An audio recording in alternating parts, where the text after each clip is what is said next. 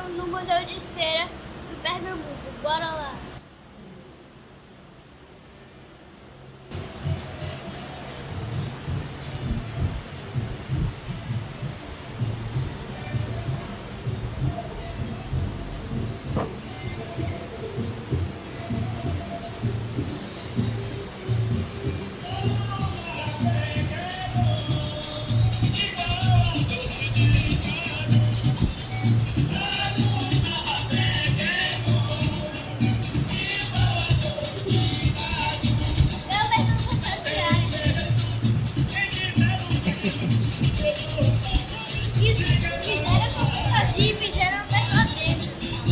Tem pessoa aí dentro? Ei, se você vai por aqui. Tem não. Tem? Tem não, tio. Tem, Tem não, tio. Tem ninguém dentro não. Não, É um sapato. tô dizendo só que não é real. É.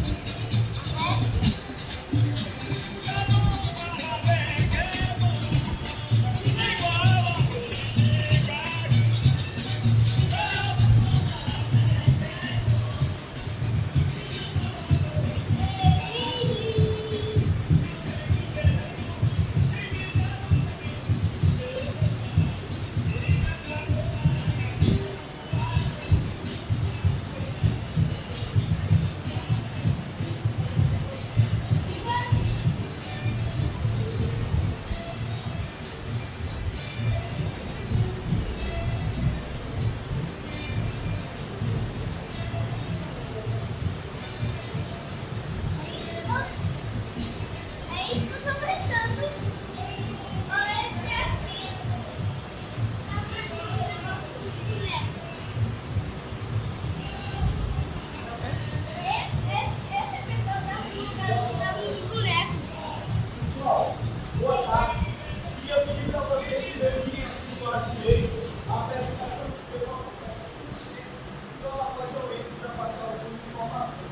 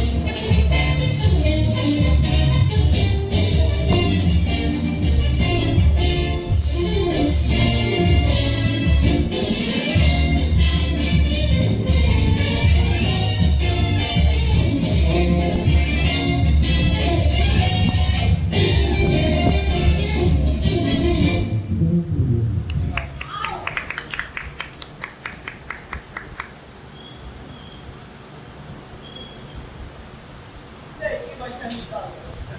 Não. Existe de moda, de saúde. Ó, pessoal, com exceção de Lampião, Maria Bonita, Chacrinha e Pedro Pilar, todas as outras figuras aqui dentro são referentes a tradições do carnaval do Pernambuco. Então, primeiro a gente faz esse salão e finaliza logo as protestos, beleza? É o cultura que a gente tem a bagunça, uma tradição que vem do povo cigano na Europa, muito pouco mais para conseguir domesticar animais selvagens.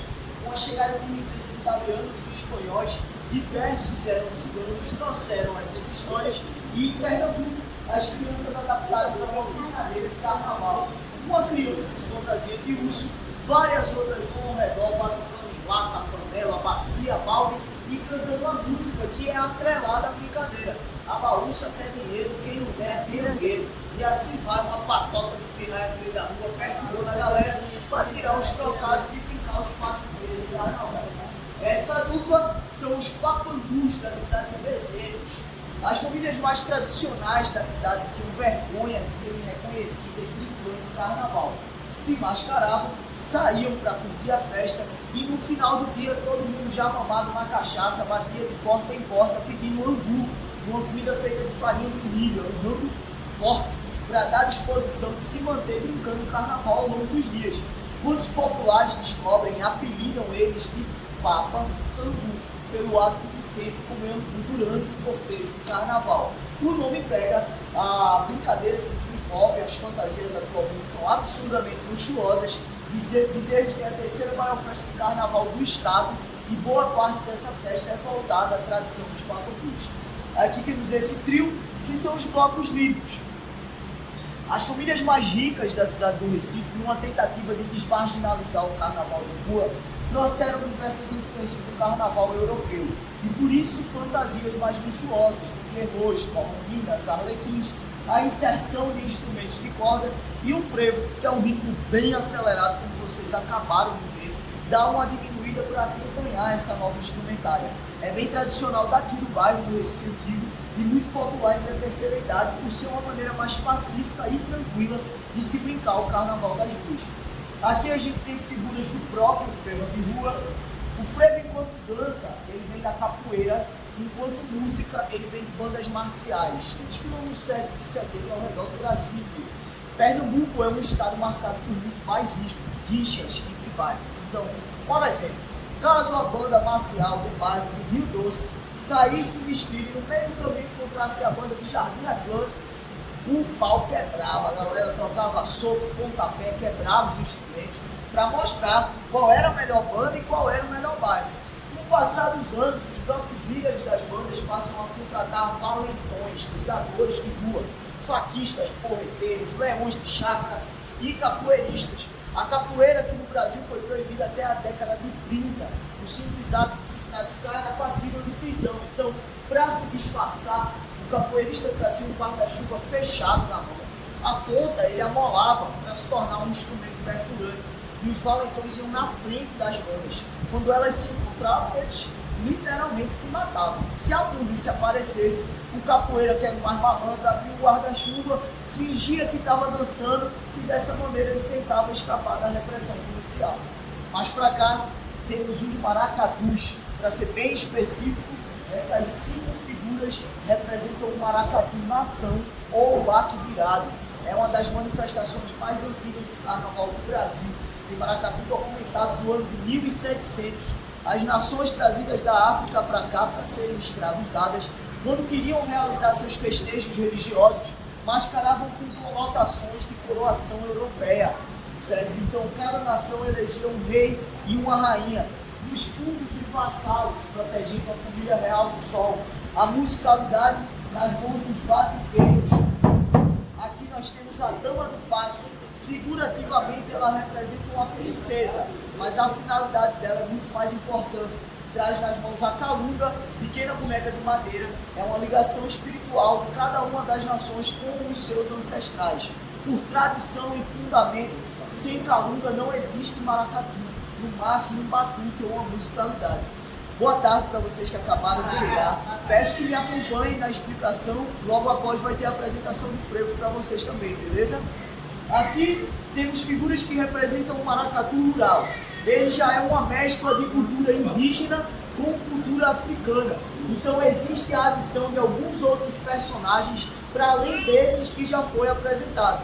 Ali no fundo a gente tem a baiana. Ela cuida da Jurema do maracatu. A Jurema é uma religião indígena. Temos os palhaços Mateus e Catirina, 2 brincantes, vão dançando e divertindo as pessoas. Um caboclo de penas, a burra, que representa o trabalhador rural, responsável por criar diversas danças e brincadeiras atreladas ao maracatu. Catitas, homens que se vestem de mulheres e pedem dinheiro e comida para as pessoas durante o desfile. E por último, o caboclo de lança, ele é a guarda real do maracatu. Nas costas, traz o surrão. O surrão é uma fileira com 4 chocalhos do boi. Fantasia bem pesada. Nas mãos ele traz a lança, o seu instrumento de ataque e defesa, faz parte do costume uma flor de cravo na boca para se proteger do mal olhado e bebem o azogue. Azogue é uma mistura de cachaça com pólvora. A galera bate, vira antes de desfilar, que é para entrar em transe e dar a disposição de proteger o maracatu.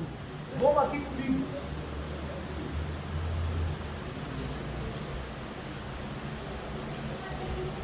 Aqui nós temos os caretas, da cidade de Triunfo. Cidadezinha bem pequena no interior do estado. Apesar de fantasias coloridas e chamativas, elas têm um teor quase que militar. Desfilam sempre de coturno, camisa de manga longa, calças longas, usam aquelas jaquetas de couro pesadas, como faziam os coronéis de antigamente, vestem máscaras animalescas, pois o intuito é de assustar as pessoas, e levam na mão cordas e chicotes, vão estralando no chão ao longo do desfile, tanto para chamar a atenção da população, como para assustar os desavisados que estão vendo os caretas desfilar pela primeira vez. Aqui no canto temos duas celebridades, Lampião e Maria Bonita. Lampião é pernambucano, da cidade de Serra Talhada. Ele foi artesão até os 20 anos de idade. Sua família se envolve numa guerra por terras, pai e mãe são assassinados. Ele consegue fugir com 2 irmãos e durante o período de fuga entra para o movimento do cangaço, que antecede a história do próprio Lampião. Conhece Maria Bonita na Bahia, ela estava para se casar, mas é uma história real de amor à primeira vista. Ela abandona o casamento, foge da família, se torna esposa e primeira mulher do bando do capitão. Em Sergipe eles são caguetados, logo após capturados, assassinados e degolados. Era uma prática bem comum entre a polícia militar da época. Depois de degoladas, as cabeças são conservadas em formol e viajam o Nordeste inteiro para provar à população que eles haviam sido de fato capturados. Pela curiosidade, a cabeça do Lampião e a cabeça de Maria Bonita. Aqui no fundo, Chapinha e Pedro Lara. Chapinha também pernambucano, da cidade de Surubim, terra das vaquejadas, não dá bom de se tomar uma cerveja. Era um cara de vida boa, se forma em medicina, mas desiste da carreira de ser médico para ir para o Rio de Janeiro atrás do sonho de ser apresentador de televisão. O resultado, a grande maioria já sabe. Chacrinha é um revolucionário do entretenimento brasileiro, abre portas para outros nordestinos e Pedro de Lara é muito se destaca bastante na época. Os dois desenvolveram diversas dinâmicas que até hoje se repetem em programas de televisão pelo Brasil inteiro. E aqui, por último, porém não menos importante, o Bumba Meu Boi, ou o Boi do Mar, ou o Boi Calemba, ou o Boi do Carnaval. Maranhão, Manaus, Pará, Piauí, são locais que têm uma cultura e tradição do boi tão forte quanto a nossa. Cada um conta a sua maneira, mudando até o nome de alguns personagens, e aqui funciona como uma peça de teatro. Se divide em 3 atos: nascimento, morte e ressurreição do boi. Mas a realidade é que conta a história de Mateus, que se apaixona por Catirina, eles se enamoram, Catirina pega o bucho e certo dia acorda com o desejo de comer língua de boi. Mateus, um marido emocionado, um rapaz apaixonado, vai pro meio do mato, caça, procura, peleja, busca e encontra o boi. Mata o boi, arranca a língua, dá de presente a Catirina, que emocionada declara amor eterno mais uma vez. Só que o que o camarada não sabia é que o boi que ele matou era o melhor boi da fazenda do patrão.